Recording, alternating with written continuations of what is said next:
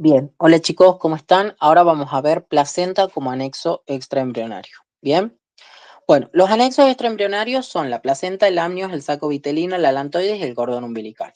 La clase de hoy es pertinente únicamente a placenta. Bien, la placenta se define como un órgano de característica glandular, ¿sí? Dual y temporal. ¿Por qué dual? Porque deriva de madre y del feto, y temporario porque solamente subsiste durante el embarazo. Es así que después se va a expulsar durante el alumbramiento postparto.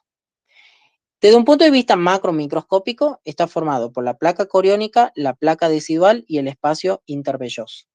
Ya vamos a ver, placa coriónica está constituido por componentes del feto más el amnios, placa decidual está constituida por componentes maternos, y el espacio intervelloso va a ser las lagunas trofoblásticas del embrión en segundas semanas que confluyeron y que reciben sangre de la mamá. Bien. La placenta término es aquella placenta que tiene una forma macroscópica discoide de 15 a 25 centímetros de diámetro, de 2 a 3 de espesor, de un peso de 500 a 600 gramos y que está formado por células de dos genotipos distintos materno-fetal. Macroscópicamente, la placenta presenta dos caras, una cara fetal y una cara materna. La cara fetal es lisa, blanquecina, revestida por la placa coriónica y por el amnios, que lo conocemos como membrana coriamniótica, ¿sí? Se observa fácilmente los vasos coriónicos fetales en esta, ¿bien? La cara materna, en cambio, es rugosa, rojiza y oscura, formada por los cotiledones, que son de 15 a 20 lóbulos placentarios separados por los surcos, y donde se encontrarán los cotiledones, los surcos, que son espacios donde apoyan los tabiques deciduales. Está revestida entonces por la placa decidual. ¿Bien? Entonces acá nosotros podemos ver dos esquemas de la cara materna y la cara fetal de la placenta, donde podemos ubicar acá el amnios, ¿sí? Los vasos coriales pertenecientes a la membrana corioamniótica, y los vasos del cordón umbilical, que luego estarán asociados al feto. Mientras que la capa decidual está constituida por estos cotiledones, que acá ha sido retirada la placa decidual para que no se los pueda ver, y en cada uno de esos surcos van a ingresar los tabiques placentarios delimitando cada uno de los cotiledones.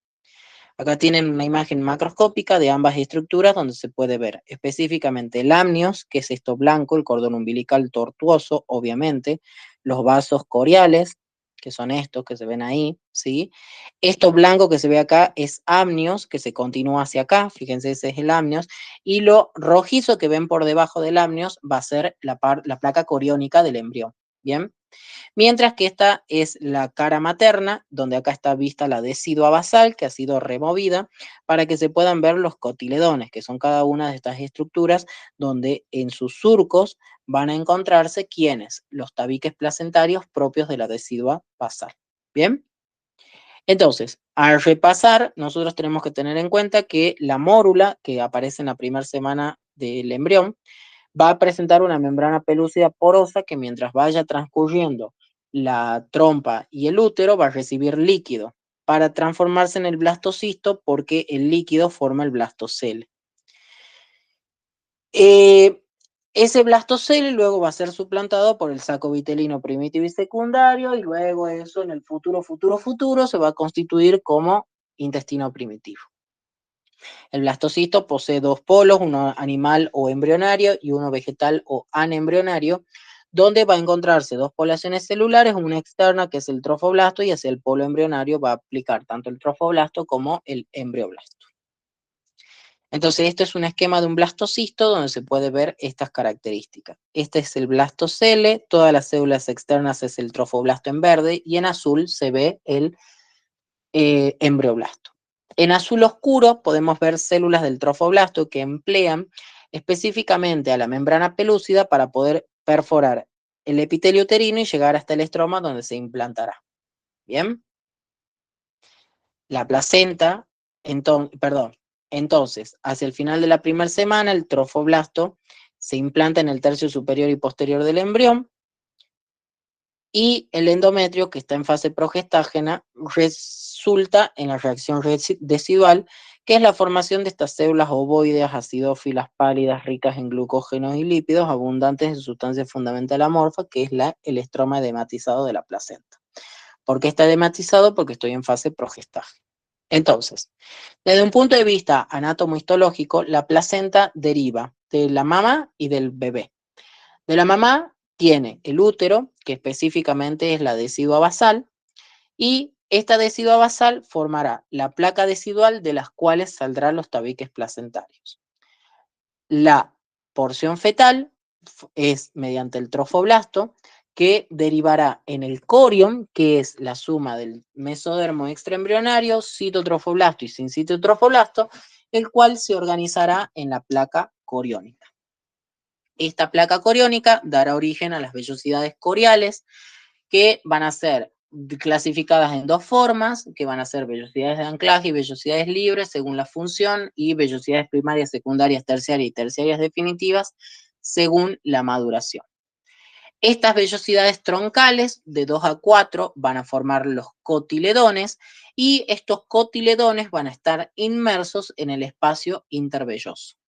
El espacio intervelloso es la consecuencia de la unión de las lagunas trofoblásticas revestidas por sangre materna, y es lo que en la placenta conocemos como espacio intervelloso. ¿Bien? Eso es para que se ubiquen cómo es la estructura de la placenta. Ahora vamos a ir describiendo cada parte. Entonces, desde el feto, ¿qué voy a tener yo? Voy a tener el corion. El corion se va a dividir en dos porciones: corion frondoso, corion velloso, que formará la placa coriónica, y el corion calvo, leve o liso. Desde la madre, yo voy a tener la decidua de tipo basal, que es la que me va a formar la placa decidual, y también por aparte va a participar la decidua capsular y parietal dentro de la estructura placentaria. En realidad, capsular y parietal no forman parte de la placenta, pero se las describe para que se entienda qué porción es la que sí participa y qué porción es la que no. Entonces, primero vamos a hablar del corion a nivel del feto. ¿Bien? Las vellosidades del embrión en un primer momento están en toda la circunferencia, pero en la semana 13 se designa que solamente prevalezcan las del polo embrionario. Eso es lo que ustedes pueden ver en este esquema. Bien, esto es un embrión en desarrollo donde ustedes están pudiendo ver el trofoblasto, que es toda esta zona externa, creciendo en toda la circunferencia, pero predominantemente hacia el polo embrionario. Polo embrionario es hacia donde se encuentra el embrión. Bien, polo anembrionario es el polo en donde no está el embrión, que es esta zona, y es donde se originará ese corion liso, mientras que acá aparecerá el corion frondoso. ¿Bien? Bueno, ahora, yo voy a clasificar las porciones coriales del feto en un corion liso calvo leve o corion velloso frondoso. Ahora, el amnios que reviste el corion liso es el que va a formar la membrana corioamniótica. Es decir, acá este embrión todavía no constituyó bien el amnios, pero suponiendo que el amnios reviste ya todo esto, ¿sí? Sin que exista cavidad coriónica, el amnios que forma el revestimiento del corion liso es lo que conocemos como membrana corioamniótica.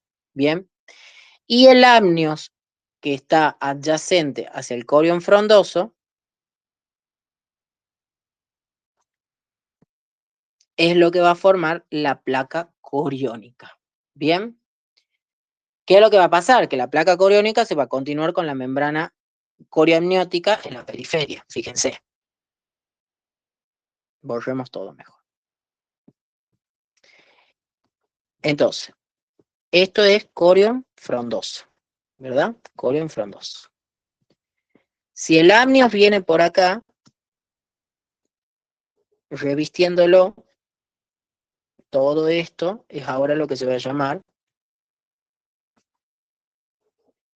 corion, placa coriónica. Ahí está. Ay, no me acordaba. Entonces, corion frondoso más amnios. Ahora, el extremo del propio del propio amnios que revista la placa coriónica se va a continuar. ¿Hacia dónde? Hacia acá. O sea, el amnios, que es el celestito, se continúa, o sea, se continúa hacia el corion liso. Entonces, todo el remanente después es lo que yo voy a conocer como membrana corioamniótica. ¿Bien? Perfecto. Ahora, este es un esquema para que puedan ver las estructuras de la placenta, para que podamos explicar digamos, específicamente esto de la placa coriónica. ¿A qué le digo yo placa coriónica? Le digo placa coriónica a corión velloso, que es esta zona que está acá, ¿sí? Esta zona que está acá, que está constituida por sincidio trofoblasto, citotrofoblasto y mesodermo extraembrionario. Pero acompaña a la placa coriónica el amnios que lo reviste. Justo acá hay amnios. ¿Bien? Esa es mi placa coriónica. Ahora, como acá yo tengo la placenta, yo sé que el amnios va a continuar, y va a continuar, y va a continuar, porque el amnios reviste a todo el embrión. Entonces, el amnios que reviste al corión calvo es el que me va a formar la membrana corioamniótica.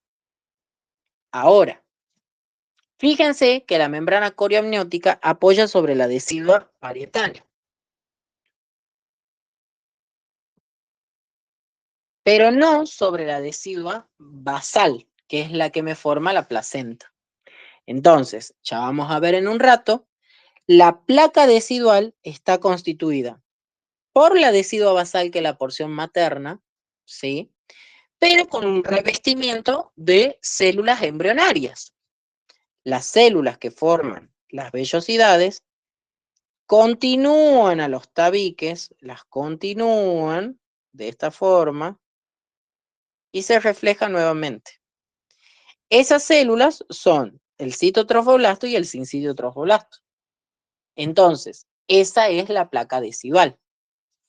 Pero yo tengo un espacio acá, que son el espacio intervelloso, que está delimitado por sangre materna, que son la consecuencia de las lagunas trofoblásticas erosionando los sinusoides en la segunda semana del embrión, que rellenan de sangre ahí.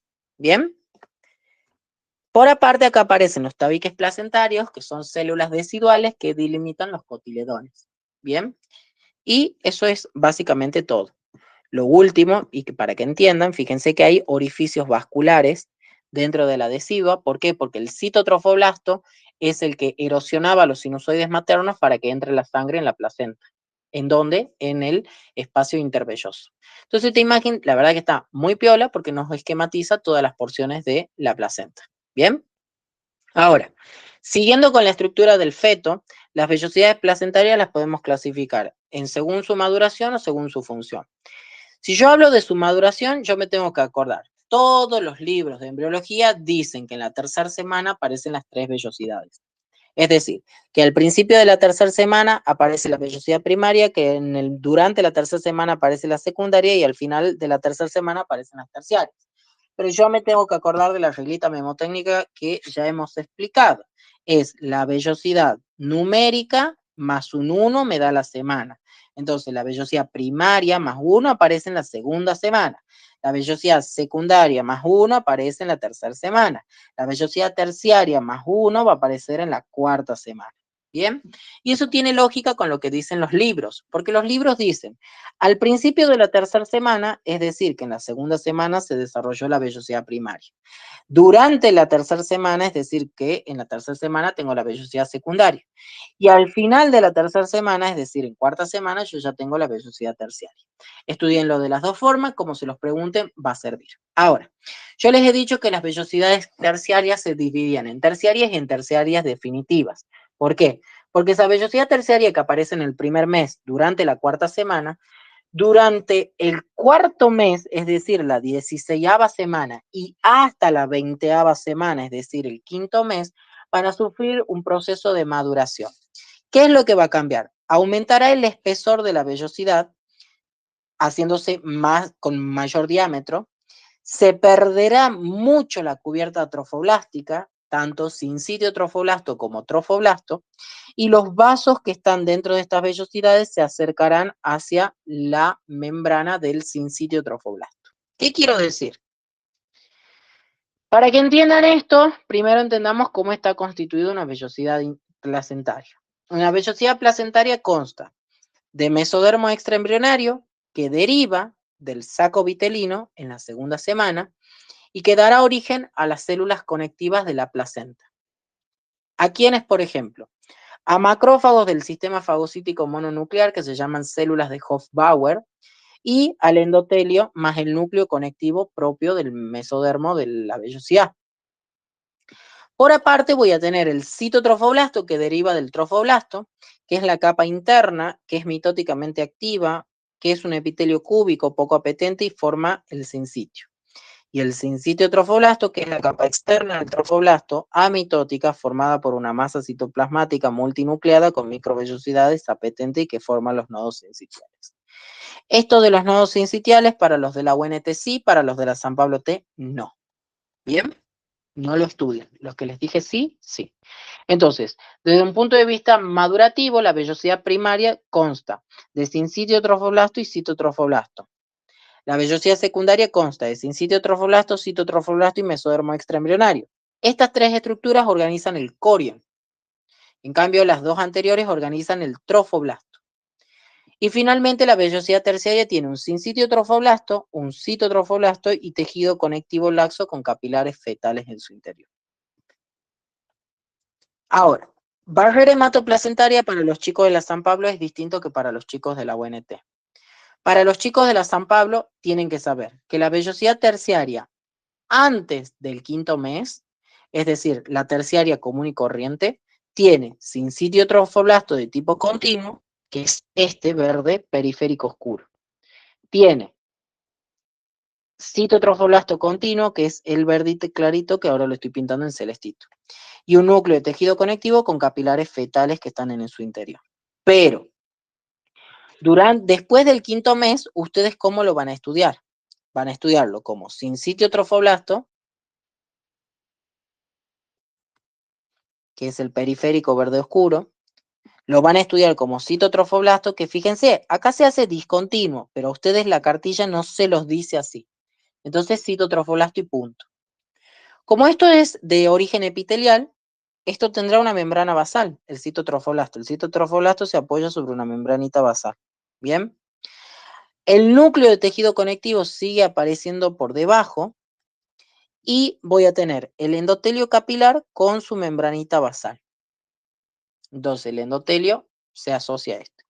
Esto es lo que es barrera hematoplacentaria para ustedes. Son estos componentes que son 4, 1, 2, 3, 4, 5, 6. Sí, 6 componentes son. ¿Bien? Y acá ustedes pueden ver ese espesor, esa pérdida de la cubierta trofoblástica y el aumentado cantidad de vasos sanguíneos en las dos imágenes de acá arriba. ¿Bien? En cambio, para los de la UNT cambia la historia. Más lo vemos como es realmente. Sigue apareciendo sincitio trofoblasto continuo, que es este. Acá no les han marcado las microvellosidades, pero ahí hay microvellosidades. El citotrofoblasto continuo, que aparece ahí, el núcleo de tejido conectivo, que es el que está acá, y el endotelio fetal, que está acá. Perfecto. Pero después del quinto mes, ustedes tienen que estudiar la vellosidad verdadera. Bien, la terciaria definitiva, ¿cómo es? ¿Cómo es esta? Es un sincitio trofoblasto discontinuo que forma los nodos sincitiales. Es un citotrofoblasto discontinuo, que es este amarillito. Tiene un núcleo de tejido conectivo, la membrana basal del capilar y el endotelio capilar. ¿Bien? Que no está marcado acá. La membranita basal del citotrofoblasto que la marcan ustedes. ¿Sí? Ahí está la membrana basal. Esa célula que aparece ahí es la célula de Hofbauer. ¿Sí? Son macrófagos del sistema fagocítico mononuclear.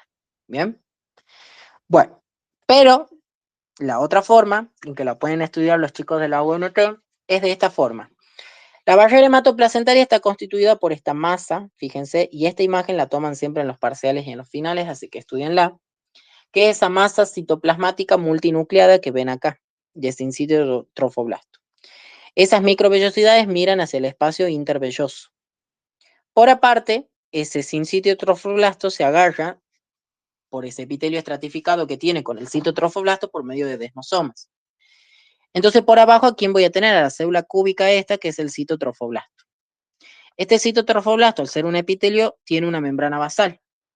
Y por debajo va a venir una membrana basal de la célula endotelial, que está muy pegadita a la membrana sincitial. Membrana sincitial le digo a todo esto.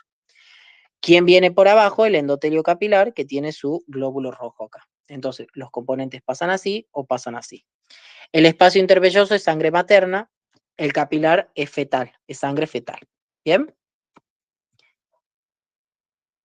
Entonces, la barrera hematoplacentaria como característica no es una verdadera barrera, aunque es nombrada como tal, porque pasan un montón de cosas que son todas estas las que tienen enumeradas acá. Es muy distinta a la barrera, por ejemplo, hematotesticular o a la barrera de tipo hematoencefálica o la hematotímica, que realmente no pasa nada. En la hematogaseosa pasa lo mismo. ¿Bien? Bueno, eso en cuanto a la maduración, digamos, de las vellosidades. Ahora hablemos de las vellosidades en cuanto a su función. Cada cotiledón o lóbulo placentario porta entre 2 a 4 vellosidades troncales. Estas vellosidades están constituidas por una cubierta citotrofoblástica externa por encima del sincitio trofoblasto para adherirse a la decidua basal. De estas vellosidades troncales van a nacer las vellosidades libres que constituyen la descripción histológica que acabamos de hacer entre vellosidad primaria, secundaria y terciaria. Bien, y van a formar las barreras hematoplacentarias previamente descritas. Estas vellosidades van a estar inmersas en el espacio intervelloso, que ¿qué era? La confluencia de las lagunas trofoblásticas del embrión de segunda semana cuando el sincitio trofoblasto erosiona los capilares sinusoidales maternos. ¿Bien? Entonces, acá tienen ustedes una imagen donde estamos viendo endometrio, decidua, esto es tabique, perdón, este es el tabique, eso que acabo de marcar ahí, bien, y lo que viene por afuera es el escudo citotrofolástico. Por eso es que les dije que la placa decidual es decidua basal más citotrofoblasto más sincitio trofoblasto. Ese escudo citotrofoblástico forma esto, la coraza o la cubierta citotrofoblástica, que es citotrofoblasto que perfora por encima del sincitio trofoblasto, que es ese rosita más claro. ¿Bien? Estas vellosidades que se anclan a la placa decidual son las vellosidades troncales y tiene de 2 a 4 cada cotiledón. Si acá yo dibujara otro tabique, marcaría un cotiledón en toda esta estructura. Bien, cotiledón. Así tienen bien marcado cómo es la disposición. Ahora, esta es otra imagen que nos muestra del Langman lo mismo. Entonces tenemos coraza o cubierta citotrofolástica externa que se ancla ¿a dónde? A la placa decidual. Entre medio tengo el espacio intervelloso, que son las confluencias de la sangre materna que pasa por estos poros, que son los poros arteriales y los poros fetal y los poros venosos.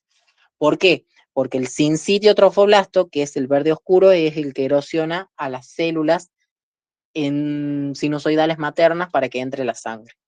Y estas vellosidades que tengo acá abajo son las denominadas vellosidades libres. ¿Bien? Cuando se ancla es vellosidad troncal y el resto de las ramas son las vellosidades libres. Bueno, así como hemos hablado del feto, ahora vamos a hablar de la madre. El endometrio va a formar la decidua y la placa decidual por medio de la reacción decidual. La decidua basal forma la placa decidual y reviste el polo embrionario, claro, cubriendo ¿a quién? Al corión frondoso, emitiendo los tabiques placentarios. La placa decidual es decidua basal con la cubierta trofoblástica, de cito y sincitio trofoblasto. La decidua capsular, a su vez, va a estar hacia el polo abembrionario, que al crecer el feto se va a obliterar, ¿bien? Contactando entonces la decidua capsular con la decidua parietal. Y la decidua parietal es el resto del útero que no tiene relación. Entonces acá ustedes pueden ver. Decidua basal, que es esta que emite los tabiques, que va a formar la placa decidual. Decidua parietal, que es donde se implantó el embrión y donde se cicatrizó ese tapón fibroso, y mientras el embrión va creciendo, se oblitera la cavidad uterina, que es esta. ¿Por qué? Porque la decidua parietal contacta con la decidua cápsula. Entonces se pierde la cavidad uterina. A su vez, fíjense, acá ustedes están viendo cavidad todavía coriónica y adentro cavidad amniótica. Entonces, la amniótica, cuando crezca, obliterará también a la cavidad coriónica, formando la membrana corioamniótica. ¿Bien? Entonces, se oblitera todo. ¿Qué es lo que me queda? Cavidad amniótica nada más. Bien, entonces acá se unieron las dos deciduas, parietal y capsular, y la membrana amniótica se unió a la placa coriónica. Entonces pierdo la cavidad coriónica y me queda cavidad amniótica grande. Bien, son muchos nombres parecidos, hay que ubicarse nada más con la estructura. Bien, bueno, y esto es de nuevo lo mismo para repasar. Entonces, ¿qué era la placa decidual? Era la decidua basal. ¿Quién es mi decidua basal? La que forma los tabiques, la que forma solo los tabiques. Pero esos tabiques están revestidos. ¿De quién? De citotrofoblasto y sincitiotrofoblasto. Esos tres componentes forman la placa decidual. Bien, por aparte, ¿quién más tenía? La membrana corioamniótica. Era el amnios que revestía el corion calvo. Corion calvo que es citotrofoblasto y sincitiotrofoblasto, donde no se sintetiza, donde no se forman vellosidades placentarias. Bien, y esa está con la decidua parietal. Cuando la decidua parietal contacta la decidua capsular, pierdo la cavidad uterina. Cuando la cavidad amniótica contacta la placa coriónica, pierdo la cavidad extraembrionaria coriónica. ¿Y qué es lo que es placa coriónica? Es amnios con mesodermo extraembrionario, citotrofoblasto y sincitiotrofoblasto, que lo conozco como corion velloso. Entonces es el mesodermo, el citotrofoblasto y el sincitiotrofoblasto tapizado en la cara fetal por el amnios. El amnios que tapiza el corion libre, el corion liso, es la membrana corioamniótica. La placa coriónica es amnios con corion velloso frondoso. ¿Bien?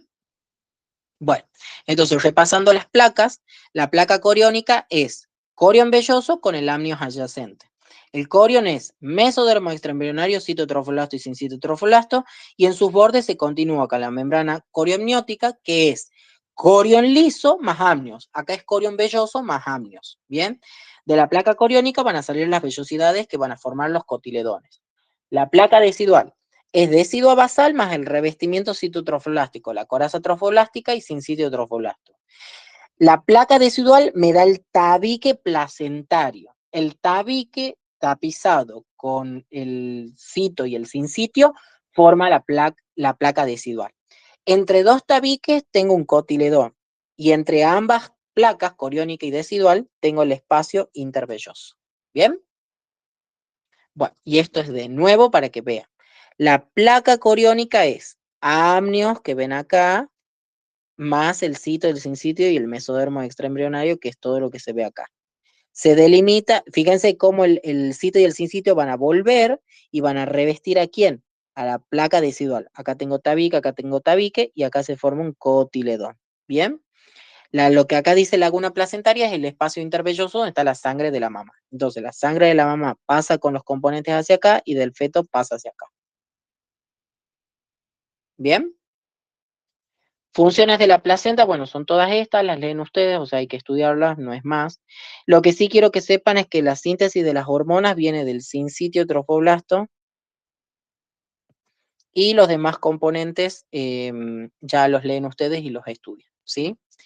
Vamos a circulación placentaria. Circulación placentaria tiene dos movimientos, centrífugo y centrípeto. Entonces, la sangre fetal que llega desoxigenada va a llegar por cordón umbilical mediante las arterias umbilicales. Las arterias umbilicales van a ramificarse en las vellosidades en los vasos coriónicos. Los vasos coriónicos van a generar el intercambio con la nutrición de la madre que viene desde abajo, llevando venas coriónicas por medio de la vena umbilical en movimiento centrípeto hacia el cordón umbilical con sangre oxigenada por vena. Esta es la inversa de la circulación normal. ¿Por qué? Primero, que es centrífugo que escapa del centro. Entonces, desde el corazón del feto se va hacia la placenta. Me voy distalmente. Entonces, una arteria sale o llega al corazón. Sale. Las arterias generan el movimiento centrífugo y mediante este entendimiento yo tengo que, o sea, volverme intelectual que la vena me va a llegar sangre oxigenada al corazón para que el corazón bombee sistémicamente arterias con sangre oxigenada, que obviamente eso se va a ir perdiendo. ¿Y por qué pasa esto? Porque la placenta es el sistema respiratorio del feto hasta que el feto nace. Entonces acá no comanda el sistema circulatorio menor, que es pulmón-corazón. Acá comanda corazón-placenta. Bien, entonces, las arterias salen del corazón. Como salen, van a ir hacia la periferia. ¿A qué periferia? Hacia la placenta. Las venas regresan al corazón. Esa es la regla. No importa el tipo de sangre que lleve. Una arteria se define como aquel vaso que nace del corazón y una vena como aquel vaso que llega al corazón.